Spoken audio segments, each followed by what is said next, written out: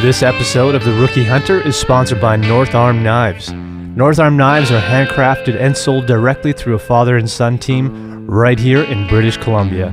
Choose from a selection of outdoor knives, kitchen knives, and their brand new folding knife from northarmknives.com. They ship internationally and guarantee all their work. Callie and I use their products and give them our stamp of approval. Go to northarmknives.com.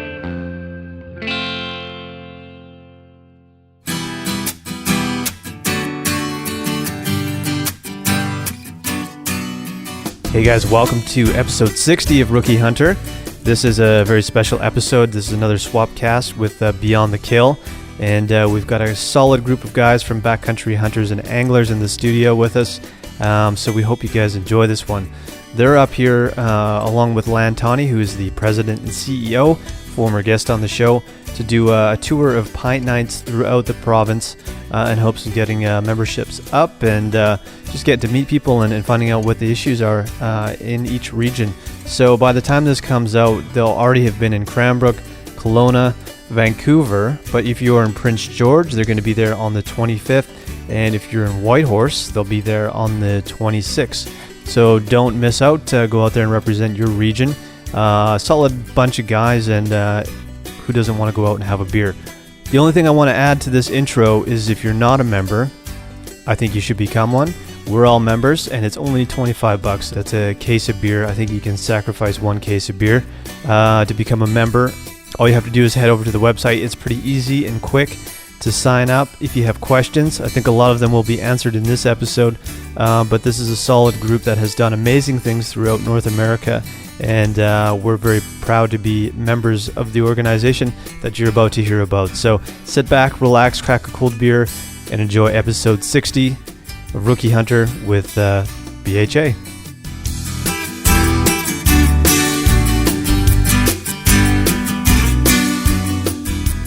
So we're rolling. Welcome to Kelowna. Nice to have you guys up here. This is we're doing a swap cast between Beyond the Kill and Rookie Hunters. So I think between the two shows, we're probably going to reach all of North America, which is kind of cool. We can talk about some BC issues, but we can look at the broader spectrum too. Since we've got 7 guys in here, let's just do some quick introductions, starting with you, Land. Yeah, my name is Land Tawney. I'm the president and CEO of Backcountry Hunters and Anglers. My name is Bill Hanlon. I'm the chair of the British Columbia chapter of the Backcountry Hunters and Anglers.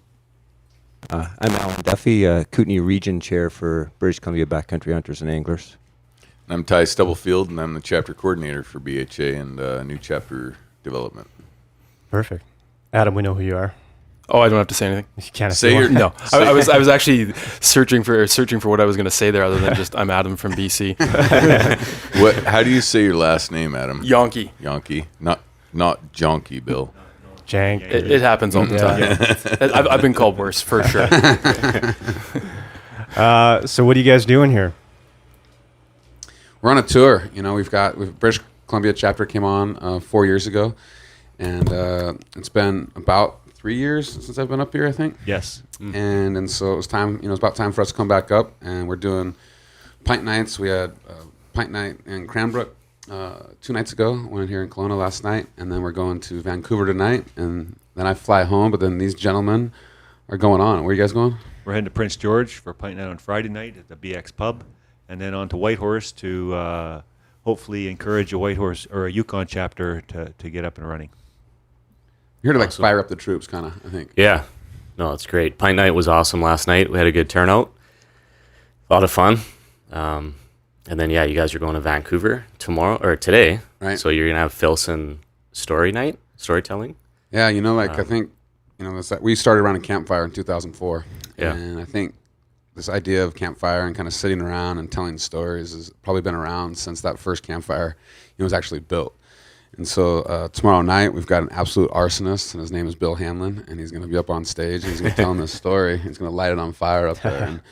And, Filson's been a great partner, and I think they recognize the power of storytelling. Mm-hmm. And it's kind of a lost art a little bit. I think, these podcasts, I think we were talking about last night, it's long form. You can actually have a conversation. Yeah. And these storytelling, from somebody like Bill, who's an amazing storyteller, it's pretty awesome. Definitely. Thanks, Land. Yeah, the story of the hunt is as part of the culture as the hunt itself, and it's amazing how at the rendezvous this year they had a storytelling night, and there would have been 800 people in the room.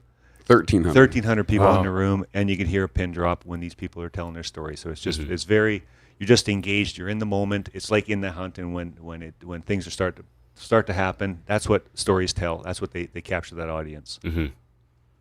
Yeah, 100%. Yeah, last night was fun too. We after the night was over, we kind of moseyed over to another place there, and we ended up having a shuffleboard tournament, America versus Canada. How'd that turn out? Well, Canada didn't win. I don't know how much. Well, and then, I should go to Kelly's defense here because luckily I can shoot a gun and a bow better than I can throw a what do you even call those things? I think they're called pucks, maybe. pucks. Yeah. Right. Yeah, we should know that. So Kelly put in a hell of an effort to keep Canada in the match, and luckily we subbed Bill in, and things got a little bit more interesting. But Yeah.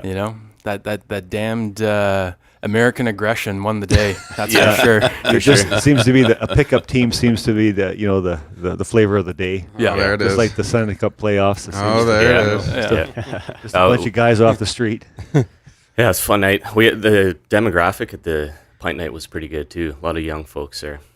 Yeah, I like to say, that we're combining kind of sage wisdom, folks that have been in the game for a long time, know how the system works, and can help pass along that knowledge and combine that with youthful exuberance.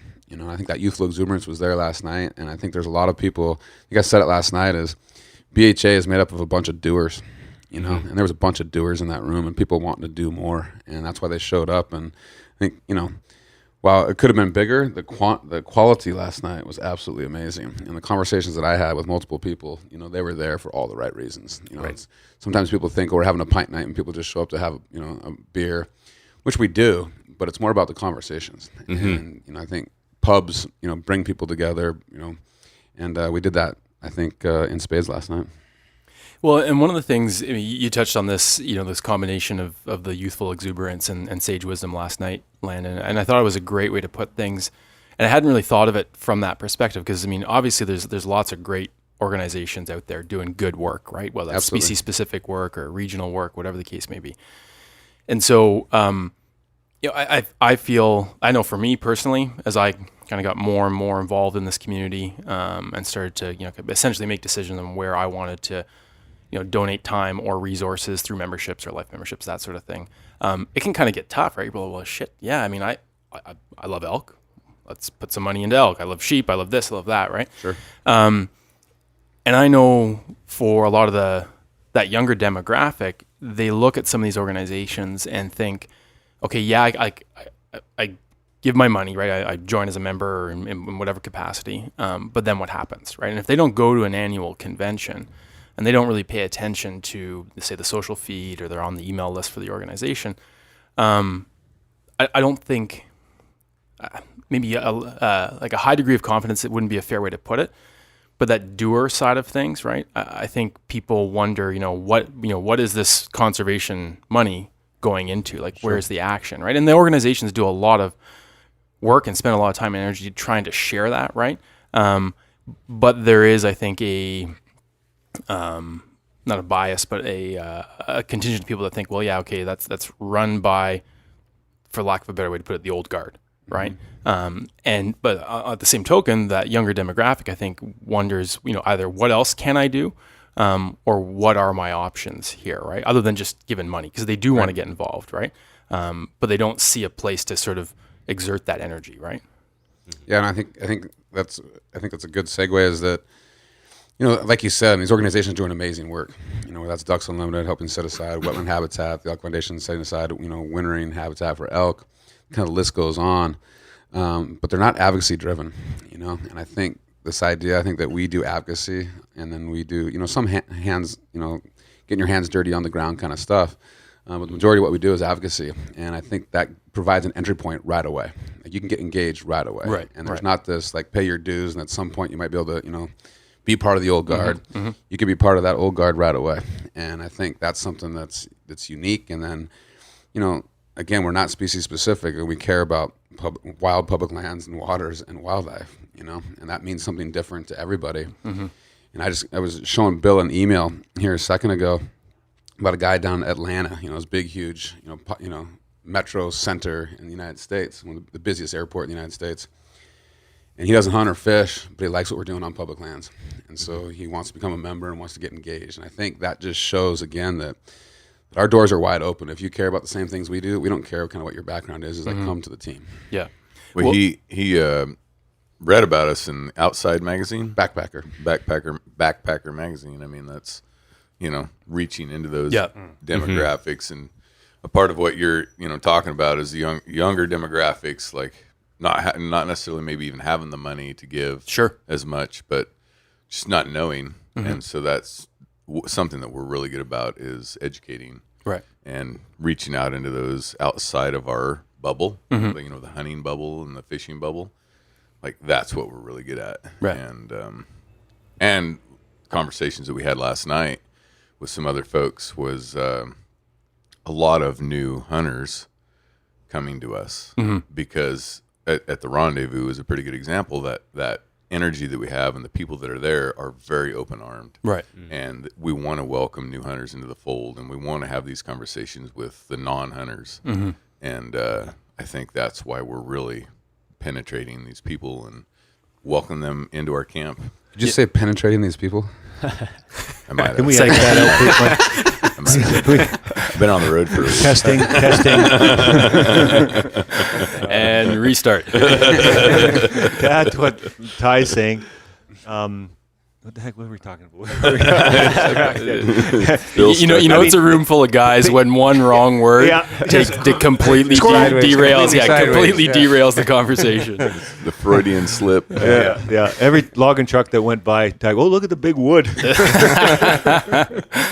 To be fair, he is a former logger, right? Exactly, So I mean, exactly. It's not just a childish fantasy. But having these pint nights is kind of an informal way of getting people to have these conversations. The old style of meetings it's very intimidating for young people to walk into a room full of people that are they've been involved volunteering for years. They have their opinions, they have their intimidations. It's very difficult to kind of break in with new ideas, whereas these thinking outside of the box and with the pint nights and the cook-offs and the hike to hunts and the beer, deer, and gear and on these other events that BHA is hosting across North America, Filson Storytelling Nights. It's a way of having this conservation conversation in a non-threatening way, and it empowers people to say, hey, I've got a concern, but I also want to come with a solution. Right. I want to get involved. Right. Well, and as the two of you guys were talking through that, kind of my very rambly, non-focused thought earlier kind of came to me is, we've talked about this on my podcast before, is this idea that the hunting community, and in particular the conservation community within the hunting community, has operated as the proverbial silent professional for a very long time, right? And we've been doing great work, right? I mean, pick an organization, like one of these legacy organizations, as I heard John refer to them on Ben O'Brien's podcast, right? They do amazing and have done amazing work. But they've been focused on that work and the way they've done things for a long time, which is good work, right? That's work on the ground. Often there's, they are working across a lot of different avenues, right? As many available to them as possible. But there hasn't been that, I think I said to you last night, Land, that sort of upstart that's, kind of come out and said, like, enough's enough. We need to speak out and speak up. And those organizations, those legacy organizations, I don't think have done as much of that as we needed. And to their credit, because they were focused on the real work. But the reality of today's, let's call it media landscape, is we need a stronger voice and a more welcoming voice, right? And a voice that isn't just strong and willing to stand up for all these things, our large contingency agrees with, but is also willing to find the things we can agree on with people that might otherwise not want to sit down with us, right? Like a guy that was on our the Beyond the Kill podcast a while back, he was telling me that a good buddy of his, this is the Colorado BHA chapter, avid mountain biker, is a out and out anti-hunter, but he's a member of the BHA chapter that this guy is also a member of.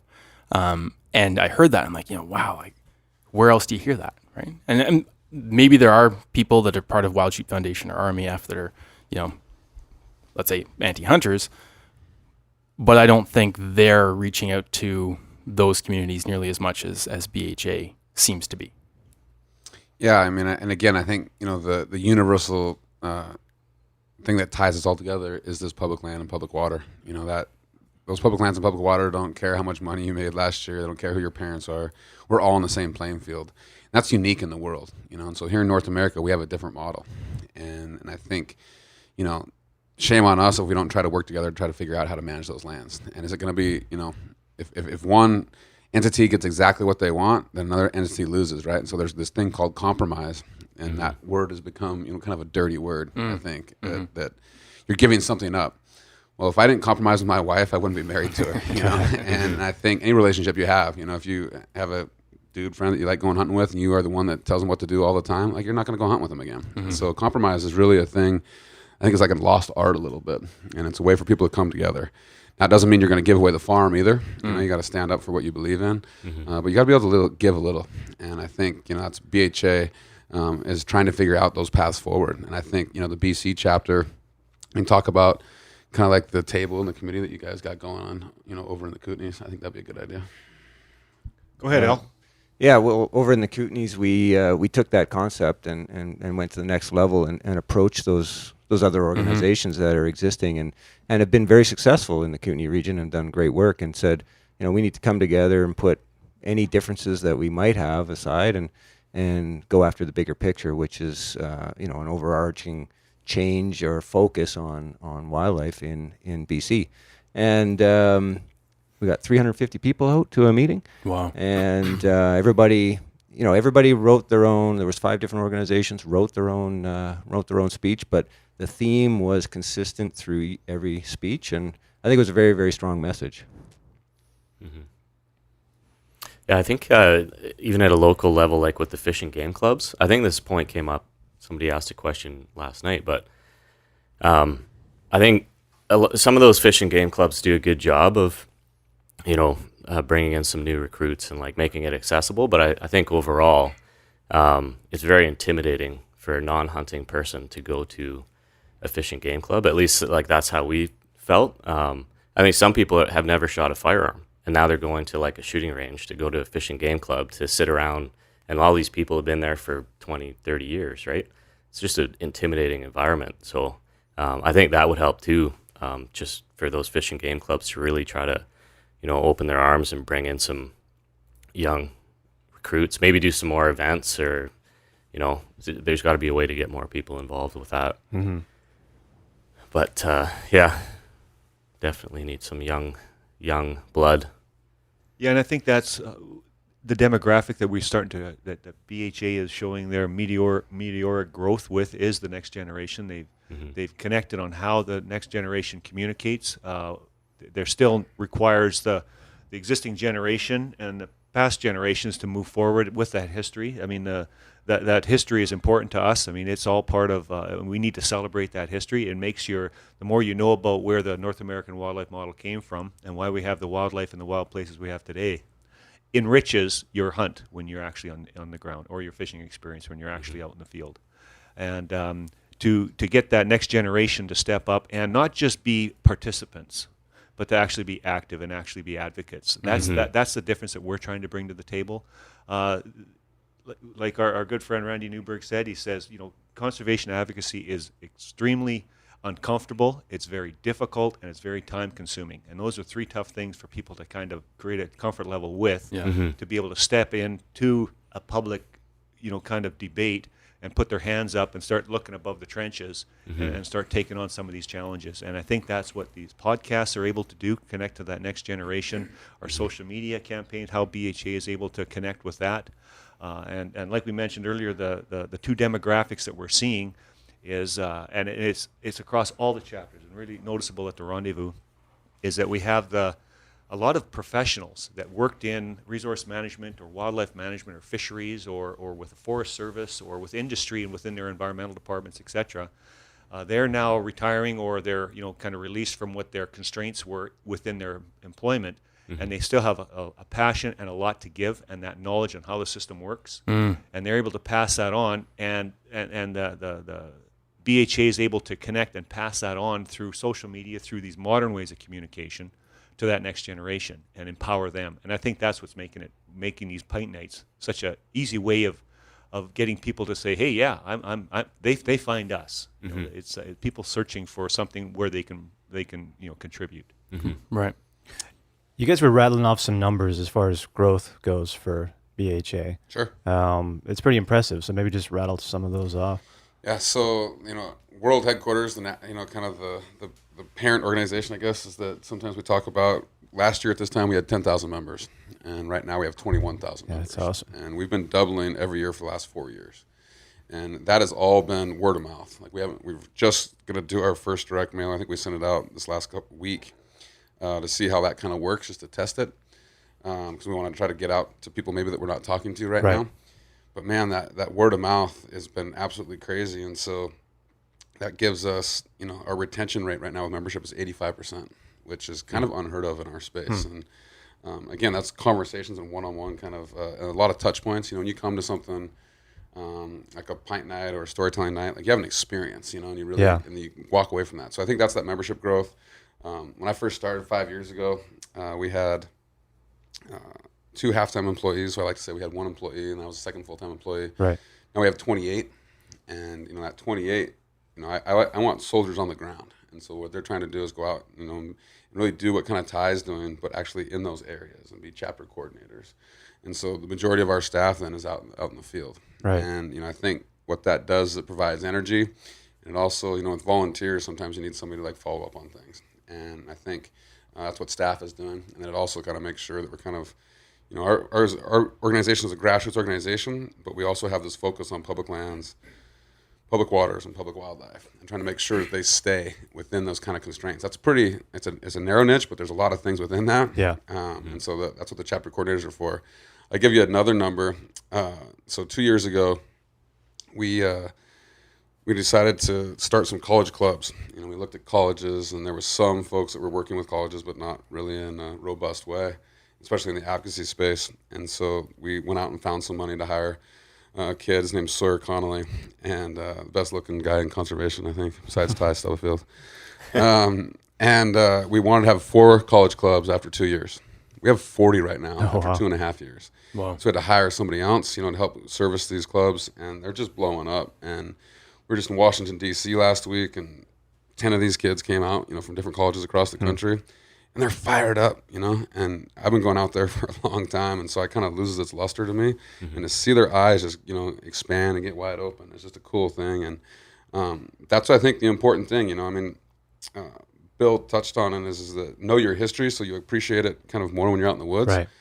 What that also does is that none of this happened by accident, right? These great leaders, we've been talking a lot about Hornaday, in the car.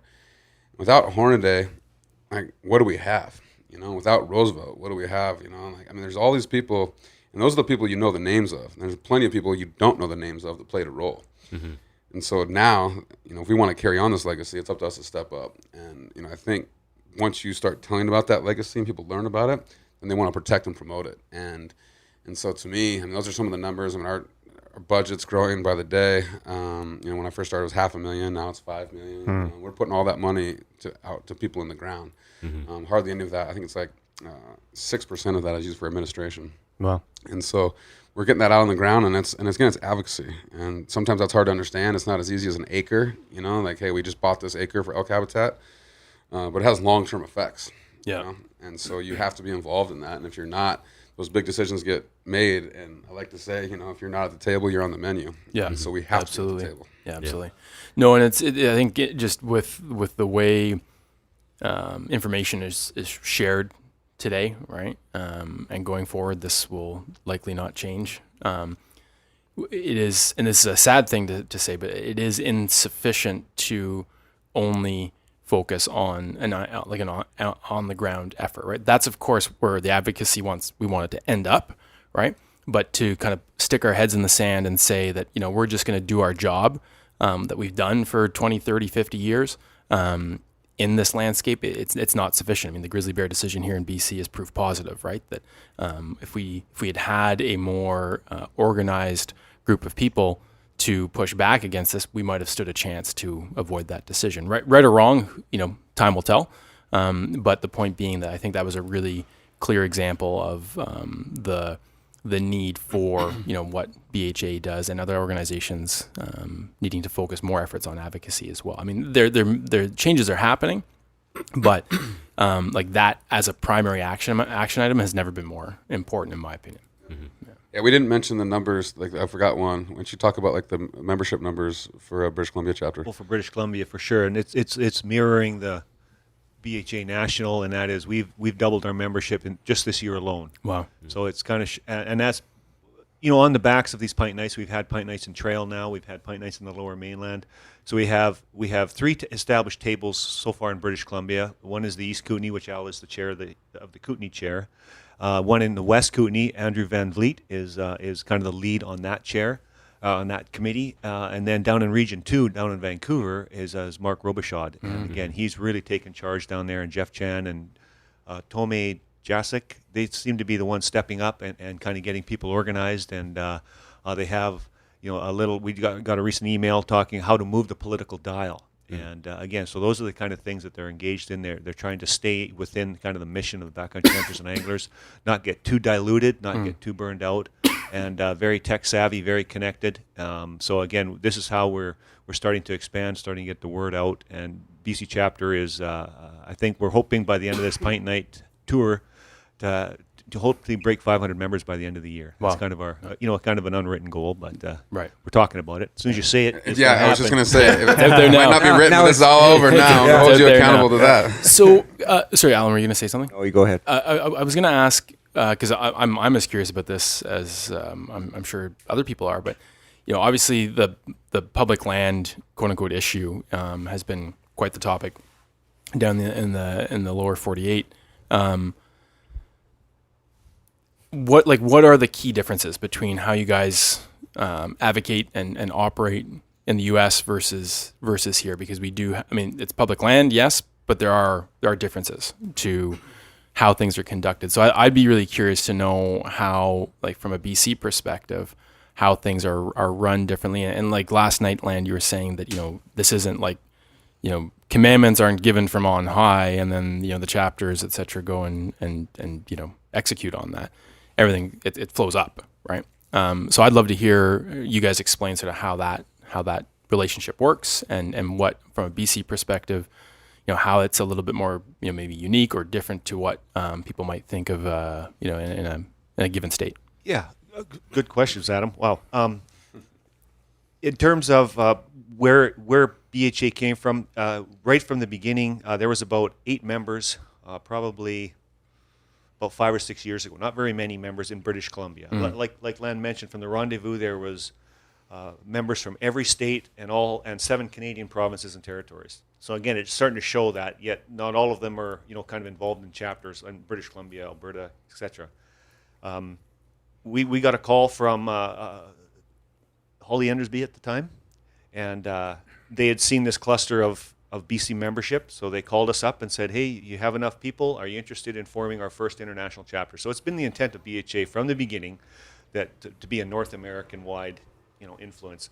And so we did have the right people. We initiated a chapter, made our application to the board, got accepted, and so now BHA went international. That was 4 years ago. Land came up at our very first, Land and Josh Kuntz at our very first event held in Cranbrook in 2014. And again, we probably had 50, 60 people show up that night, and pretty much the majority of them signed up. And from there, we just started to grow. Again, just through, I mean, it's been slow growth, but it's mirrored what's been going on in the U.S. Now we seem to be on the radar in the Kootenays for sure. Definitely, we are getting invites to other tables. We are taking the lead in terms of collaborating with other groups. To get back to what Adam was asking about, we have 100% autonomy over our actions in British Columbia. Our finances are made and stay in BC to be spent on BC issues. everything that we bring up at the table, and trying not to get away from the mission of BHA is originated in BC. And so that's what we're hoping, the message that we're getting across. We've been accused of being an American organization coming in, and going to be infiltrating and telling us what to do in our country, and that's furthest from the truth. Our the difference between public land in the U.S., where they know that it was a legacy from Theodore Roosevelt, to British Columbia in particular, which is unique in Canada as well, that we have 98% Crown land.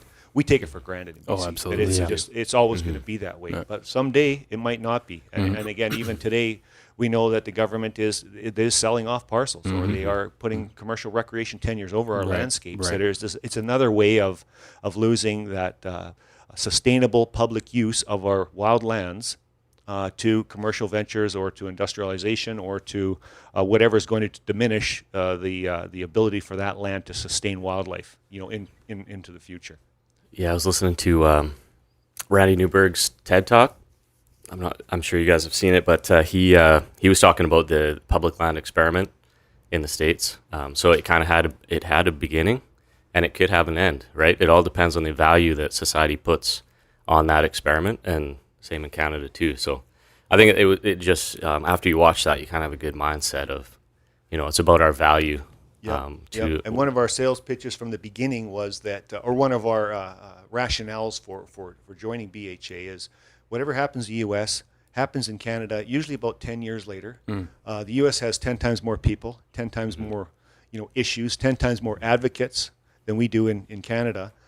So if you scale everything down on a 10th degree, we're going to eventually see that. We're going to start to see that the threats on our crown lands, our public lands, is going to start happening. So hopefully, with BHA established and getting more established in BC, we're going to try to be ahead of that curve. Right. So we're going to be able to advocate for this and promote these crown lands, as the values that they are, not just as a commodity to be consumed. Right.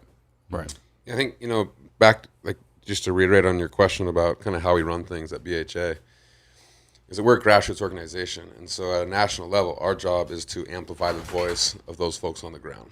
And so, Bill and his colleagues up here in British Columbia know way more about what's going on the ground than I do, from Missoula, Montana, and where we're headquartered. And so we rely on their on-the-ground knowledge, and when they have an issue that comes up, then we try to amplify that issue, right? And whether that's through social media, through traditional media, that's helping them think through kind of a process. That's our job as national staff. Our job at national staff isn't to say, okay, we see this issue over here, now go do that, right? That just doesn't work. And I think that, that happens up here in Canada, and it happens down in the States. And, that I think is very empowering to people. It goes back to that conversation about, man, I don't feel like I can do much, or I go to this meeting and I kind of got to break into the old guard. Well, no, you find an issue, and if that resonates, then we're going to do more of that, right? And we're going to empower you to be able to do that. And so I think that's definitely what's been going on up here. I don't think there's ever been a circumstance where we said, you shall do this. The only time maybe is there's some, some of the ways we have to transfer money and stuff. It just has to exactly be that way, because that's the law. Of course, yeah. But that's it, and I think that's administrative, but definitely on the policy side. No, which I think is yet to happen. Yeah. Right. Well, because you keep all the money. We're still working on that. Are we holding land hostage? Is that you're actually not getting on that flight tomorrow? His passport fell out of his pocket the other day, and Bill grabbed it right away and grabbed Ty's passport. And it was like, oh, you're not going home. So Ty's going to have to wrestle him or something before he goes home. Actually, Ty doesn't want me to give it back. It'll be a weak wrestling match. It'll be one I'll be willing to lose. Especially you start talking about 10 years behind the U.S. I'm like, I always said I should have been born 100 years ago, but I'll take 10. Well, what's interesting about that 10 years behind comment, Bill, is, I don't know if sociocultural would be the way to put it, but just that wave of involvement, right? And of course, there's very pragmatic things behind it, population, therefore economic resources behind it. But the problem is that on the pure economic side, i.e. industrial development, things like recreation, commercial recreation tenures, those things are happening at the same speed as the United States, right? So when we have a group like, everyone that's sitting here that calls BC home, that thinks, okay, yeah, maybe we can worry about that, maybe we should, maybe we shouldn't, things are still happening, right? And one of the reasons I think the Kootenays has been so critical, and obviously as the founding, that's what I'm trying to say, region to drive the BC chapter of BHA is because of what you guys have seen change there on that landscape. I mean, Doug last night was talking about, or I think you actually, sorry, Bill, were telling me last night about Doug saying, the public land area, wilderness area, used to look like this blank spots on the map. Blank spots with the map with tiny spots of roads and road access, and now that's essentially been flipped around, right, in certain areas. And so, this is whether we're talking wildlife management on the grand scale or more regional issues, the habitat and the wildlife and the fish and the rivers, they aren't on 4-year cycles, right? They're not on political cycles. They're on 5, 10, 15, 20. And yet decisions can be made in very short, human-centric cycles that have 20, 30, 40, 50, maybe irretrievable impact, right? Which is, we just can't let happen, right? And it has been happening, especially here. There's that, one of the things I love about what you guys are doing on the BC chapter side of things is, we talked, Mike and Kelly, we talked about this when we covered the grizzly bear thing, and I was saying this to you last night, I think, Bill, is that, you see what happens with people's opposition to whatever, it doesn't matter what the predator or carnivore is or hunting period, and yet those people drive every weekend up to Whistler, right, which was the utter raping and pillaging of 2 massive mountain ecosystems, right? It's done, and that's fine, right? But I love the fact that, I get an email from the BC chapter saying, hey, there's this commercial recreation tenure that's been proposed, and we need to push back on this, right? Because, I think a lot of hunters, wouldn't even know about it, or anglers for that matter. But it also, I think, is an important sort of line to draw in the sand to the outdoor rec community. And I'm not trying to be divisive here, but like you said earlier, Land, we do need to stand strong on certain things, right? And I think part of that compromise is having tough conversations and saying okay, look, I understand you are against hunting of X, or even some people catch and release fishing, but how about this thing that you do, whether that's mountain biking or backcountry skiing or whatever the case may be? And I think what's sort of I'm going to butcher this, but that the first rule of a debate is ensuring that you're essentially speaking the same language and debating the same topics, right? Otherwise, you're just talking past each other, right?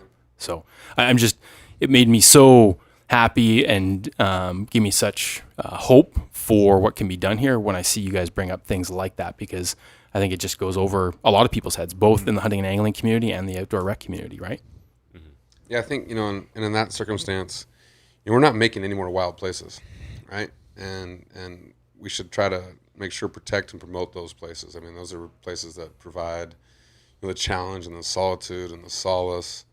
And then I talked a little bit about last night, like that grit, when you feel like the chips are against you, it's like those places provide an opportunity to kind of put your shoulders back and carry forward, which means many different things, in life. You're going to always face that somewhere.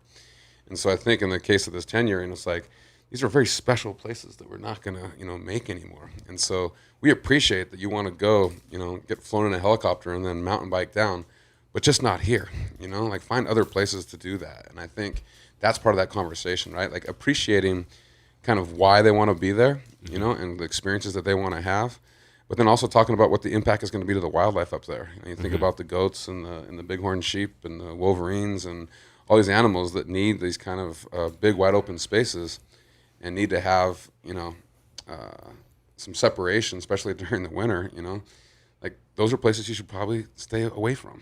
It doesn't mean you can't go there, but you just can't have that type of recreation there. That type of recreation, right? Yeah. And I think that's the conversation that needs to happen. And I think that's the way that you guys are approaching it up here in British Columbia. Yeah, definitely. The once we lose these wild lands, if they can't sustain wildlife populations, we can talk a bit about this 10-year application now.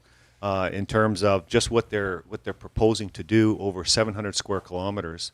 They're basically, it's going to be industrial strength recreation over a relatively roadless area at the moment. So it's a quiet, sustainable wildland area. Is this an expansion of an existing operation, correct? Yeah, the operation exists in the West Kootenay side. right. There's already a tenure over there, and they're operating. And they want to expand on the east side of Kootenay Lake. But like Bill said, this is in it borders two wilderness areas that have already been dedicated. So it is, and a lot of it's de facto wilderness. And what they're proposing to do, I mean, Land talked about, we seek out solitude and we try to go to these places for certain reasons. And, this will interrupt all of that as well as impact the wildlife in the wilderness. Yeah.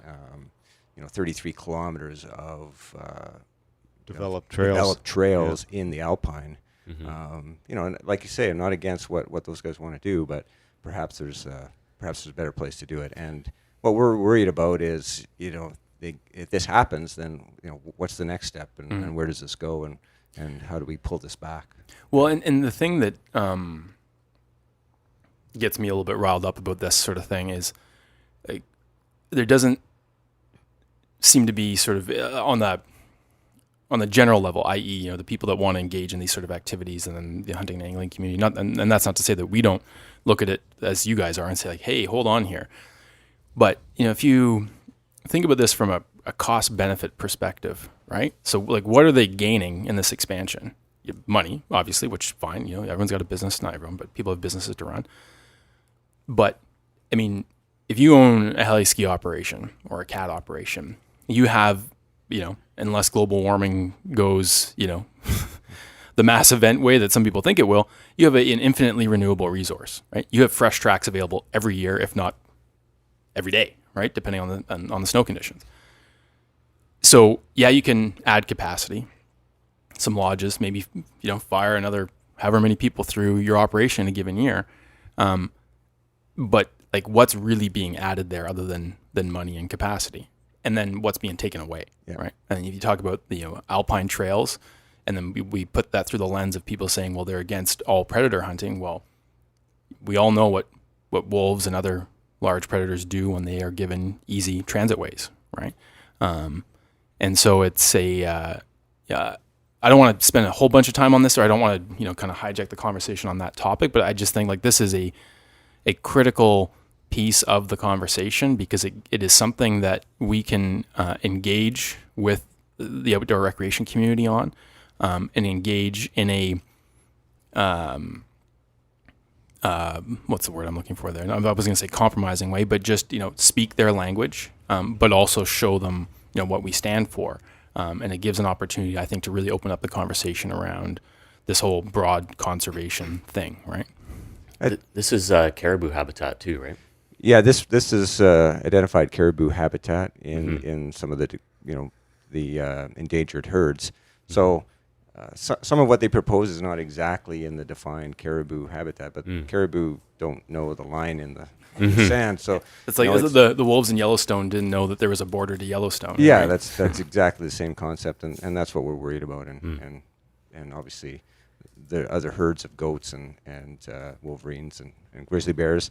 It's all encompassing habitat. But I think, Adam, what you're saying sort of, I think this, I know you don't want to spend too much time on this topic necessarily, but it is an example of what Land is trying to say on how the national organization is trying to run things, and this is also the way that BC is trying to mirror that and say, hey guys, recognize an issue and bring it forward, and we're going to create advocacy in that. And that was, sending out the message to all the members to say, guys, this is happening. Can you help us? Can you help us bring a voice forward so that some of these concerns are heard? And so that's what we're trying to do at BC. That's what's trying to do at national level. And I think this is a good prime example of us trying to mirror that. Yeah.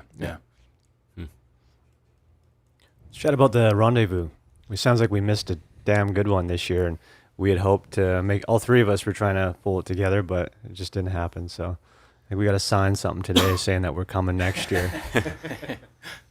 It was absolutely, it was like a revolution. Yeah. And I don't say that lightly. And, the rendezvous has kind of been growing. And for those who don't really know what the rendezvous is, think about back in the day when trappers would come together, once or twice a year. They're out there by themselves in the woods. They come together once a year to, swap their wares, share some stories, and just throw down and have a good time. Yeah. And that's really what Rendezvous is. And so it's been building. And, last year in Missoula, we had 725 people. This year we had 1,300 in Boise. And, as Bill said earlier, those came from all 50 states, 7 Canadian provinces and territories. And so very well represented geographically. But the thing that really binds us again is just that everybody's like, oh, I finally found my tribe or my team. Right. And it's this idea that it's about that experience that's out there and then trying to protect it. And so, we start off with chapter training. And this year, I think our first rendezvous was in Boise 5 years ago. We had about 200 people there. Second rendezvous, the first one was in Missoula. But 5 years ago, I had 200 people. We had 200 chapter leaders, come to a training that started on Thursday, and we did that Friday.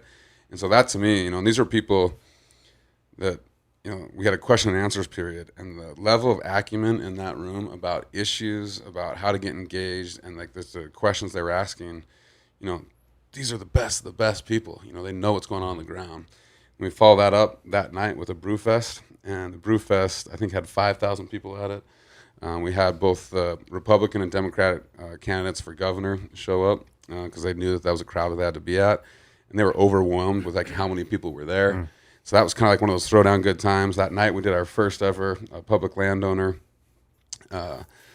film fest and had all sorts of films. Will Connebear, right? Walter excuse me. Connebear, the original alcoholic. He did one that was absolutely hilarious. He probably had some of the best wildlife footage in there. Okay, how old is Walter? He's I call him a young timer. He's 70. So he was 70, and he entered a film that he did himself. He recorded it, he edited it, and sent it out. 70 years old. Yeah. It was pretty impressive. That's pretty awesome. And very entertaining. Super entertaining. Self-effacing, but also you could just tell what a woodsman, he is. And to give you the level of his some of his antics to get the proper footage, he shoots a longbow. He's killed some enormous bull elk with a longbow, with pine arrows, with slicing broadheads. And to get just for his audience to understand how an arrow flies, a pine arrow flies, he put his camera on the target and he aimed back. He walked back his 20 meters, whatever, and then he was aiming at the target and he shot the lens dead on. Dunk. So that's where the camera went blacked out. Those are the kind of things. It's a very folksy. It's very genuine. Exactly. He rides down the trail on a horse that's almost as old as he is, and he holds his camera out in front and he just natters away at whatever he saw. A grizzly kill or a bear that's coming over the edge of the trail or where he's heading into the backcountry, usually by himself. And he's real interesting character. He's got he found an old cabin in the woods 25 years ago. He took it all apart and put it back up in his backyard. And now he's got a kind of a collection of the history of the Elk Valley in there, from skulls to traps to arrows to broadheads and all the photographs of every place he's been, all his hunts, all his partners. Some passed away, some still kicking.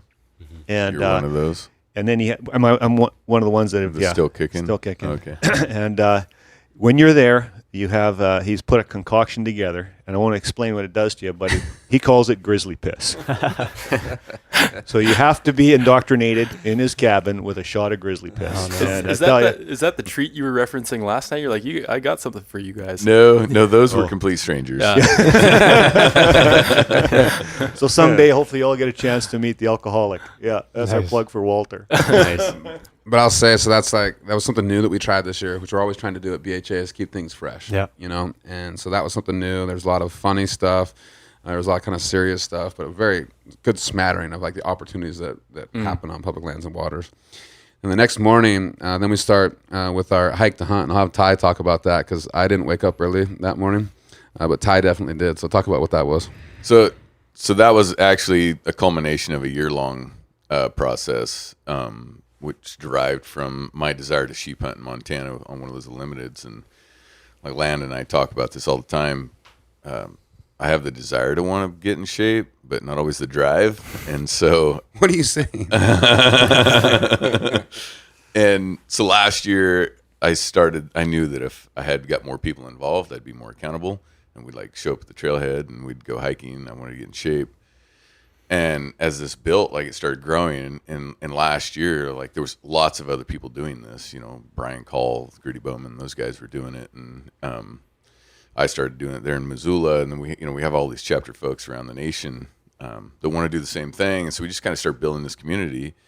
And we're like, let's make this a challenge, like a fundraising challenge, and just have some fun with it.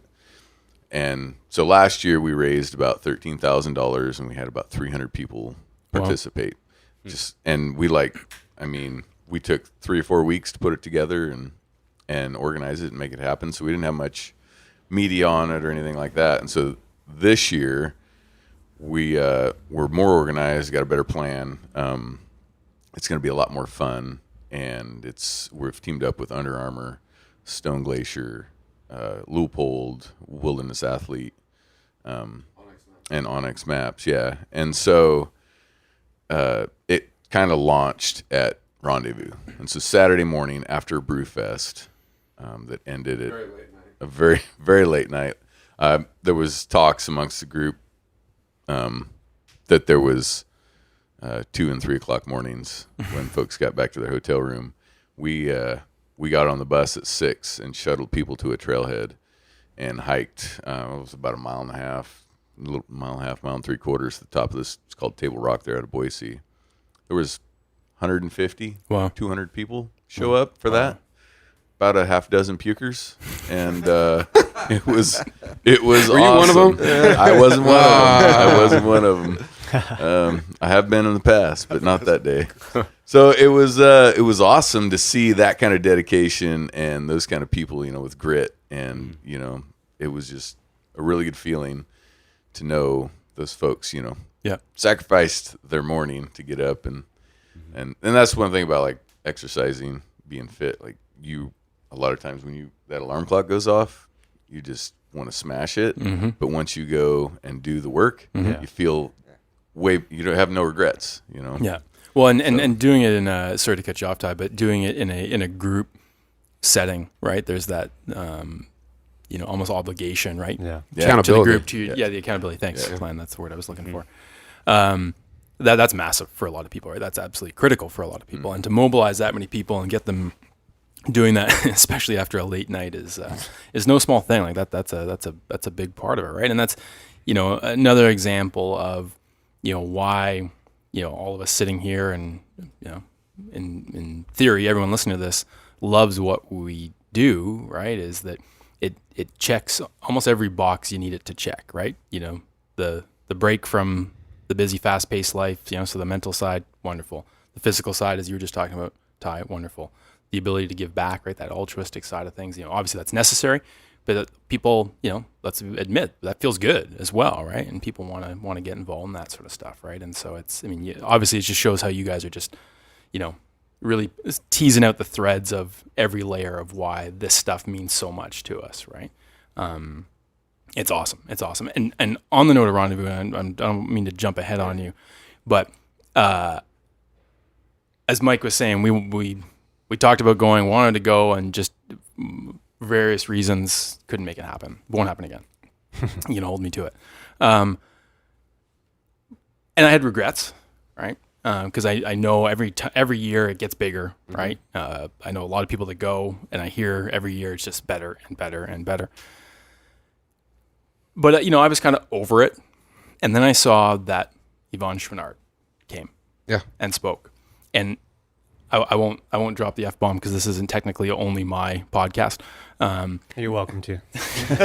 Oh, green light. But I was like, the floodgates. Oh, for fuck's sakes, right? Because coming back to what we were saying earlier about, engaging with the outdoor rec community. And I don't, because some people, and I'll just take a quick side note to that. Some people have called me out for that term engaging, meaning that we're being conciliatory, right? Right. I don't mean engaging in that, like, hey, putting out our hand saying, please have a conversation with us. It's no pounding on the door saying we're going to have a conversation about this, right? Yep. Here's what we believe in. Here's what you believe in. Let's find that middle ground, right? Yep. That's when I say engagement, that's what I mean. But to see somebody like Yvonne come out, and who is, obviously been the owner. Is he the sole owner, by the way? Yeah, founder and owner. Founder and owner of Patagonia, which they have been involved with efforts that I wouldn't say I necessarily agree with as a hunter. Sure. But to see him show up and give the speech that I've heard a number of people reference was that's a big fucking deal. Right? Yeah, I think that's part of that revolution, and we were talking about in this room about the opportunity to kind of bring outdoor recreationists together with, hunters and anglers. Now, I will say the majority of our members mountain bike, kayak, go, backcountry ski when they're not hunting and fishing. And so there isn't that divide that maybe is there.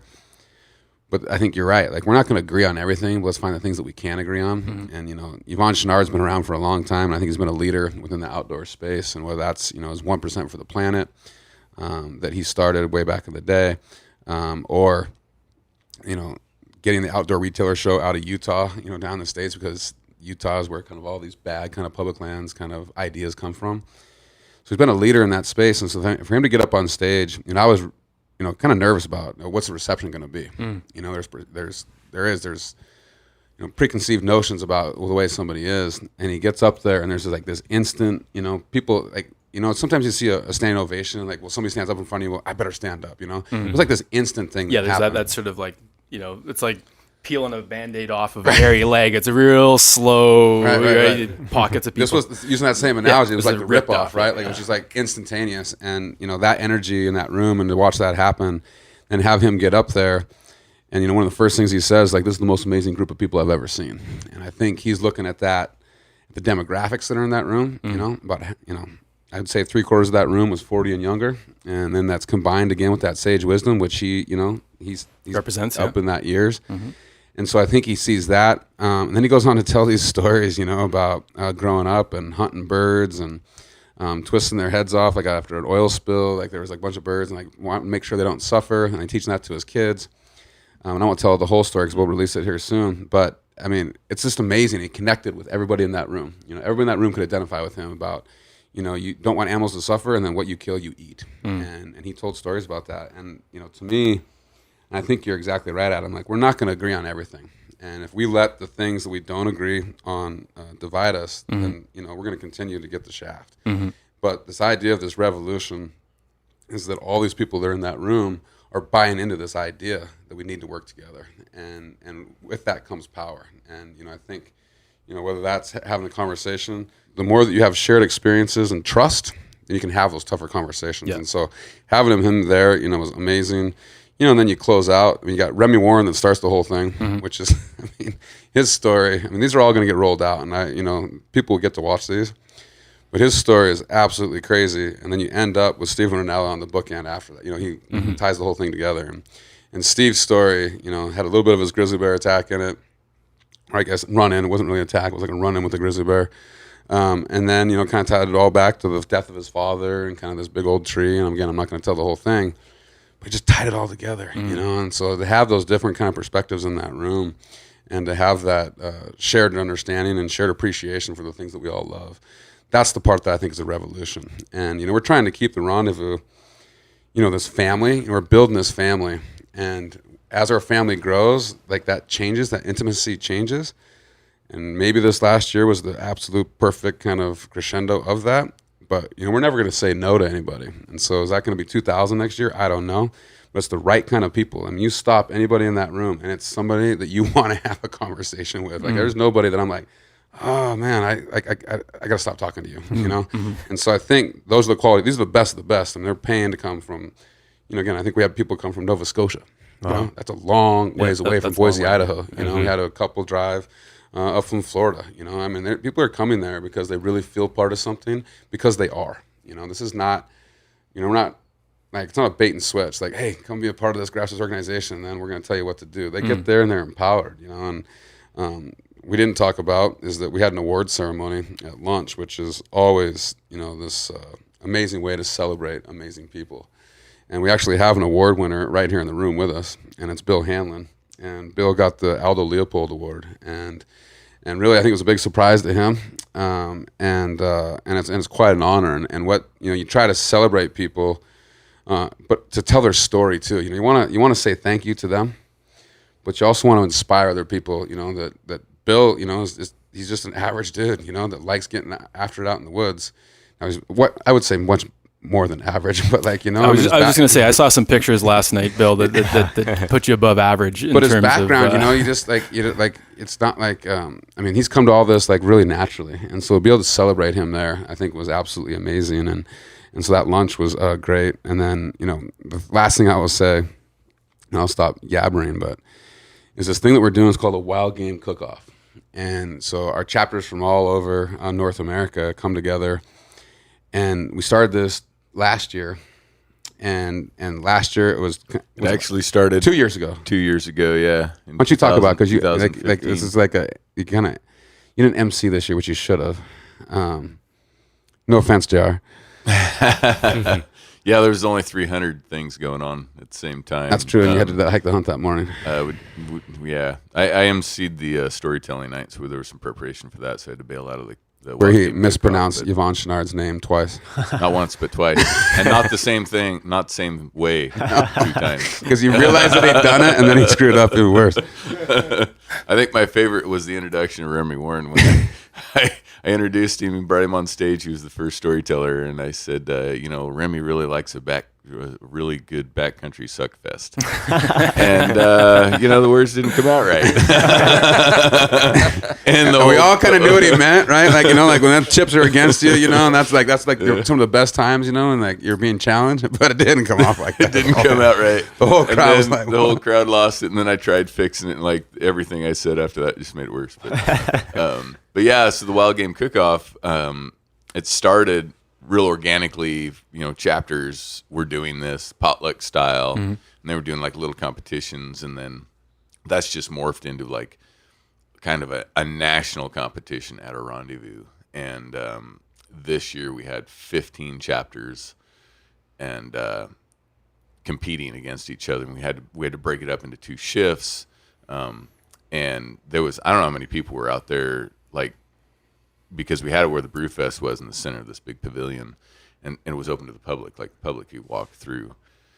And so not only were we doing what we do and having this competition amongst ourselves, but the general public was coming in like, what are you guys doing? Like, this is awesome. And so we get to have that conversation with, you know, just average people off the street, and talking about cooking wild game. And this isn't just cooking wild game, and this isn't just like a kill it and grill it. Yeah, kill and grill it, or a pot roast, you know, a crock pot. This was legit. Like, there was dishes up there I can't even pronounce.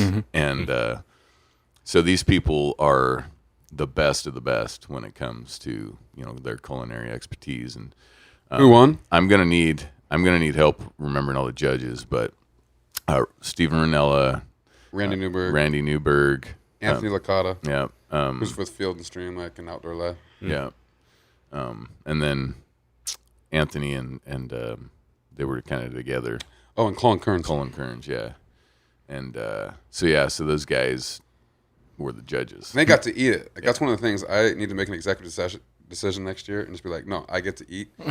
Because you get to see these presentations. Not only is the food good, Looks great though. but the presentation is right. unbelievable. Like, you think like you're in like a 5-star restaurant, you know? Yeah. And the folks from Arizona won, and they won with No. No?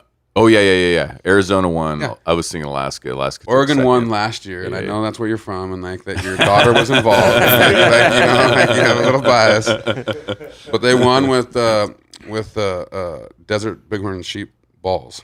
Yes. That they cooked, and like when you see it like on the spoons that they give it to you, like it just like it makes you want like salivate, you know. And like, when's the last time you salivated about bighorn sheep balls? You know, like, but Field and Stream did like a whole like picture and kind of write up about all this stuff, so you can go nice. find it. And it's this thing is blowing up, and now you're trying to figure out like how do we, you know, make sure that that we maintain the quality, but also let everybody in, but then also like get this out to like regional events. It doesn't have to be just at the rendezvous. So that's it's a growing thing. Who's the major sponsor for that, Len? Camp Chef. Yeah. Camp Chef. Thank you for that. Camp Chef, you know, that's what's great too, is that you can't prepare anything ahead of time. You have to do it all there. Oh, cool. And so Very cool, yeah. Camp Chef steps up, and so it's all stuff that you can do in the woods. Like, this isn't, you know, some fancy kitchen that you're working in. Yeah. This is all Camp Chef products. So Cool. It's pretty cool. Yeah. And all the dishes are representative of your state. Like, Oh, cool. specifically like They wouldn't let us bring stone sheep across the border, so we couldn't participate. That's one we need to work on. That's what right? we're working on. That's what those are the little right, issues we're working on. Little kinks, right? Well, we've got a Traeger grill sitting in your garage, so I think it's time we fired that thing up. Yeah, I know. Start practicing. We need a BC team next Well, year. you know, it's interesting about this is we've had this conversation. I don't know how many times we gotta about do it. wanting to do exactly what you guys talked about at the rendezvous and do it open to the public, right? And create some of this engagement, right? Is to, you know, using all the means available to us is, you know, organize this thing, do a wild game cook-off. No, obviously not charge for it because you can't, right? But just have this open to the public opportunity. Maybe get some beer involved. Probably get some beer involved. Let's be honest. But you know, have it. You know, say come one, come all, right? Whatever you're into, you think you hate us, like start changing cultural Let's break mindset, bread, you know, right? and- Like and say, let's hey, let's talk about it, right? Let's have a conversation, and what better way to do it than over, you know, some food and some drink, right? And that's, you know, we would love to do that. We've talked about going to like Whistler and Revelstoke and places like that, and plopping a grill or a Traeger down and podcasting and just, you know, saying, let's chat, people, and have them ask conversations on air, right? And maybe it gets uncomfortable, but you know, it's got to happen, right? It's got to happen. So. I don't know who coined the term, but it's like venison diplomacy.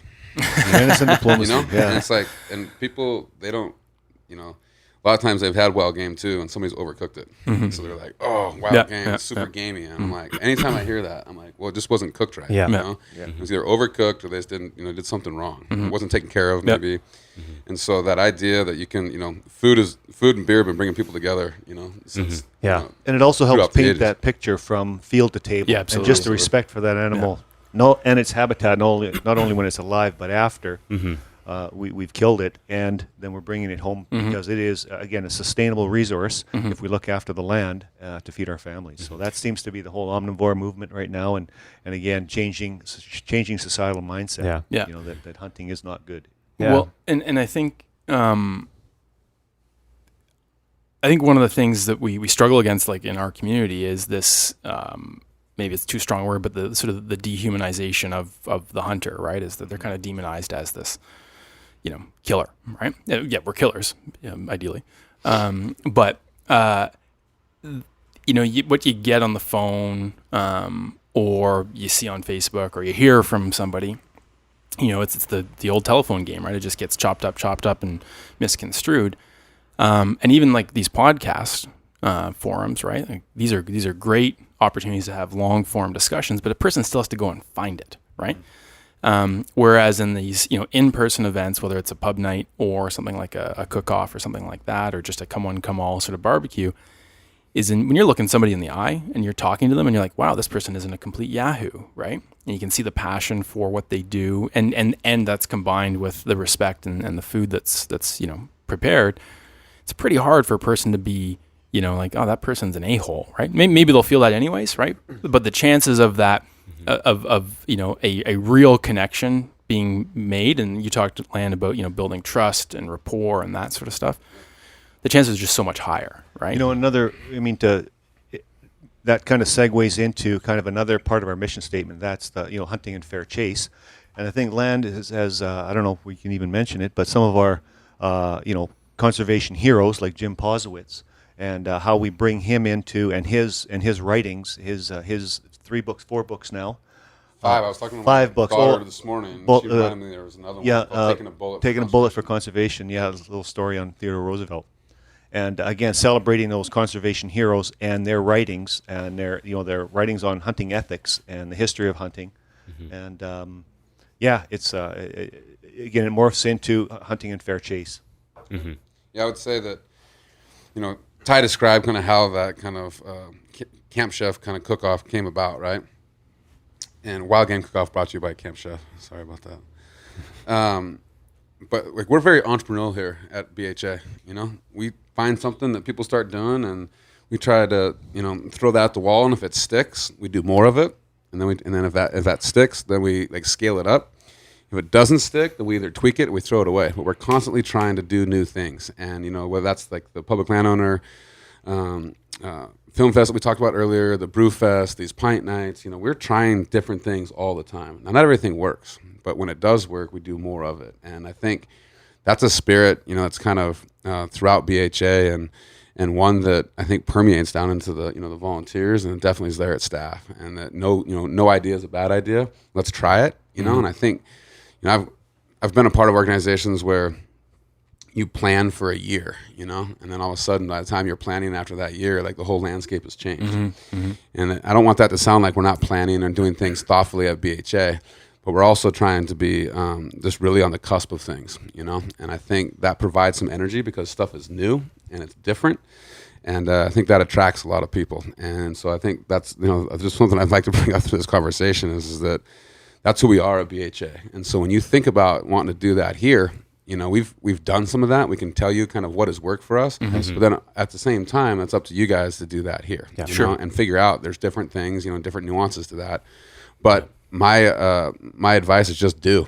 And I'm not gonna take the old just do it from Nike, but that's how you learn. That is how you learn. Yeah, move fast and break things. If you talk about stuff like you're not gonna learn. You're gonna fail once in a while, and that's okay. Like if you fail and fail and fail and never change, that's the problem. If you fail and then get better, like that's the way we all should be. And so I encourage you guys to try that. I think something I wanted to point out earlier in our conversation was that we're talking about structure of organizations, NGOs and their goals and missions and stuff. And the thing about BHA and the way we're structured, it's not like funding driven. Like we're not just trying to go out there and raise money and that's our sole cause. Like our sole cause is the policy, where the work gets done. These fundraising things and events that we put on and stuff, they are about raising funds, but they're also a lot about engaging, that engagement and building that community and reaching out. The funding will come, that will grow, but more importantly, we want to find ways to engage and like you were saying, reach out and become part of the community. And I really love that about BHA. It's not like, beating people are starving for it, man. Well, no, I was just going to say, like, there's, like, when it comes to this funding side of things, we need that, right? Like, you have to have funding. We have to have, it. Especially certain species that are underrepresented, right? Or under, I was going to say leveraged. I hate that word. But there's just not, like, say, licensed sales to support the direct line conservation of that species, right? So we need organizations to, work on behalf of those species to collect funds, to do big events, to do that sort of stuff, right? But that's kind of what I was saying earlier. I mean, that's their job, right? Like that's their primary mandate is to do that sort of stuff. And there has been a void, I think, in that not pure advocacy, but that advocacy focus, and really that strong upstart voice and that doer mentality, right? Because those, as we were calling them earlier, those legacy organizations have done great work, continue to do great work. But as we know, big ships don't steer on a dime, right? Or turn on a dime. And so for them to adapt to the modern landscape can be tough, right? And they have to go through internal processes to do so, right? And there's boards and there's all these things, right, that come with it. And I know BHA has a board, and if not multiple boards, in fact. But you guys are, I guess what I'm trying to spit out here is you guys are obviously filling a void, right? And a necessary void. And that's not to say it's better, right, than the legacy organizations. It's obviously complementary, and ideally, collectively, it creates an accelerant effect, right? Where what's the saying? The all ships, the high tide. What's the all boats. There you go. High tide floats all boats. Thank you. Yeah, there you go. Yeah. I don't know if I did that exactly. I'm not much of a seaman. Putting down. Me neither. Yeah. I'm landlocked. Always have been. Terra that's firma. that's where what we're trying to bring to the table with the British Columbia chapter is that we're new on the scene. We respect and appreciate the existing organizations that have a long storied history in British Columbia, and we want to add to that conversation. We want to come here to complement the conservation movement in British Columbia. We're not trying to take membership from any organization. We're not trying not to compete with any organization. We're trying to hopefully connect with some people that haven't had an opportunity or haven't been encouraged to. So that's what we're bringing to the table. And again, a collaborative approach. Our doors are open to work with various groups through all different sectors, not just other hunting or conservation groups.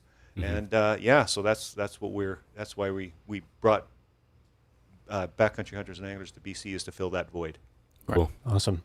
Yeah, and I think it's like that community, I mean, that's the thing I was saying earlier that people are starved for. is that sometimes we live behind our keyboards. You know, you don't get out and actually talk to people. And, you know, while that's a way to communicate, it's not the way to communicate, I don't think. And it's hard to have a conversation. And so, you know, when I say people are thirsting for it, a lot of people say millennials, you know, don't join anything. And I'm like, well, come to one of our events because they're there and they want something bigger. You know, they want to be something, part of something that they feel like is, again, I think we use the word altruistic, you know.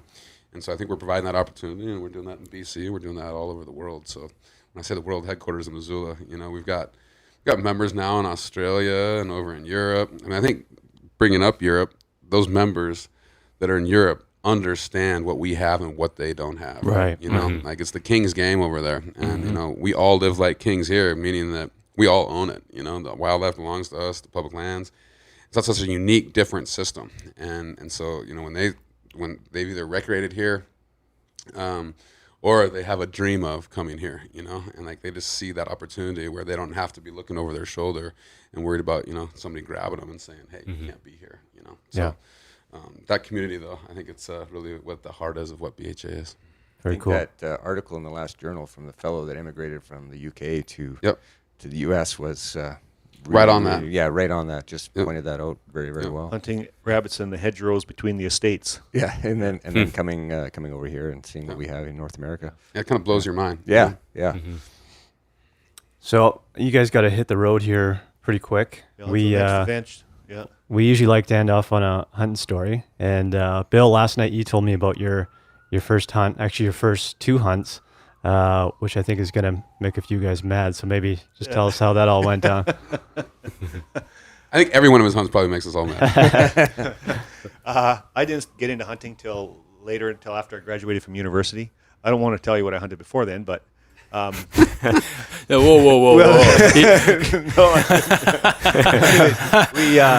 A good friend of mine, my hunting partner, my sheep hunting partner, to this very day, was trying to get me out elk hunting with our mentor, Leo Chabot, who's elk hunting advice was if you want to be a successful elk hunter, you have to sleep on the mountain. And so they'd go out for 10 days every year, and they'd have opportunity. And Mike had never killed an elk, and he'd been doing this for about 5 years now. We both ended up teaching. I was in Nelson at the time, and he was in Castlegar. So I said, but take me out for a weekend, at least so we can just you can ease me into it, So anyways, he picked me up after school. He came from Castlegar, met in Nelson. We stopped at Wolverine Sports, picked up a Larry D. Jones diaphragm top tube and a cassette tape, and started bugling and learning on the way over from Nelson over to Fernie. By that time it was dark, and I'm still bugling and choking on the bugle. Drove up to the top of this backcountry area where he knew where they used to set up their camp. Pulled over the truck, climbed in the back, and the canopy just slept in the back of the truck. So this was late Friday night by the time we got over there. Saturday morning we get up. It's still pitch black. We wolfed down a muffin and a couple of hard-boiled eggs, and Mike says, "Bill, you better try that bugle. Make sure you remember what you got a couple of good sounds out of it yesterday. Maybe try see if you can practice." So, anyways, I spit out a bugle, and we get an answer like immediately. And we're still at the truck. We got our old Boy Scout pack frames and squeaky gear and old wool pants, Army Navy wool pants, and off we go in the direction of this bugle. Once it starts to get a little more daylight. Anyways, we end up chasing this bull around all morning. About 1 o'clock in the afternoon, Mike says, "Okay, I'm gonna start moving towards the bugle," because the bull was still wasn't very hot. He says, "I'm gonna start moving towards the bugle. You set up and keep bugling, and I'll try to hone in on where this bull is." It's kind of bull was moving around and really kind of restless. Anyways, we split up for like 2 minutes. And I sit down behind this blowdown, and I bugle, and I hear crunch, crunch, crunch. And I look up, and 30 yards away, and this is literally the first bull elk I've ever seen in the wild, 30 yards away, looking at me. I'm carrying a 303 British that I got off my girlfriend's dad. And I stand up and shoot the bull and drop the bull with one shot. And it's the first bull I ever saw, and I shot it. And then the signal was, "Hey, Bill, if you shoot something, 2 shots in the air." Mike is only like 50 yards away, and I'm Mike's going, I'm right here. So that was the very first time. So then we packed it. By that time, the bull had taken us in, quite a ways away from the road, and so it took us all day to pack it back to the truck. And it was the first time we both had taken a big game animal apart that big by ourselves. Mike had a couple deer under his belt by that time. So jump ahead 1 year to the day. Same ridge with Leo Chabot.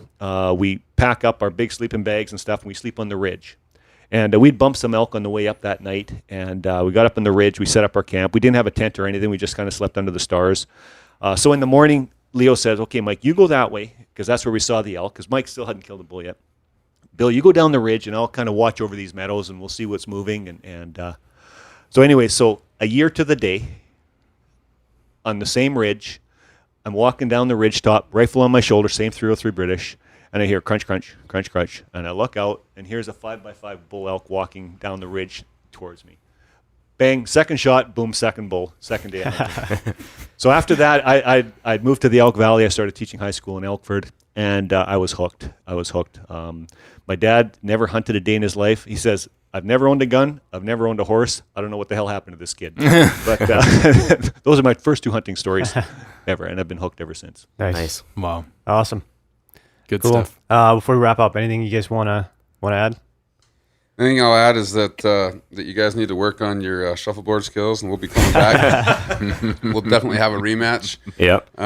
With pickles or pickle juice, I guess. Picklebacks. And but had a great time with you guys. Thank you Good. for the opportunity to be here. This is your organization, really, and I think that's the thing I'd like to leave you with. Cool. Thank you. Ryan, thank you guys very much. Thanks, guys, for Appreciate Yeah. it. Thanks for coming in. This is my second podcast, by the way, and I cried on my first one, so I held it together. Good. Steep learning curve. Don't ask that. Yeah, thanks for coming in, guys. Yeah, thank really you. appreciate Thanks it. for having us. Cheers. Cheers. Cheers, guys. Cheers.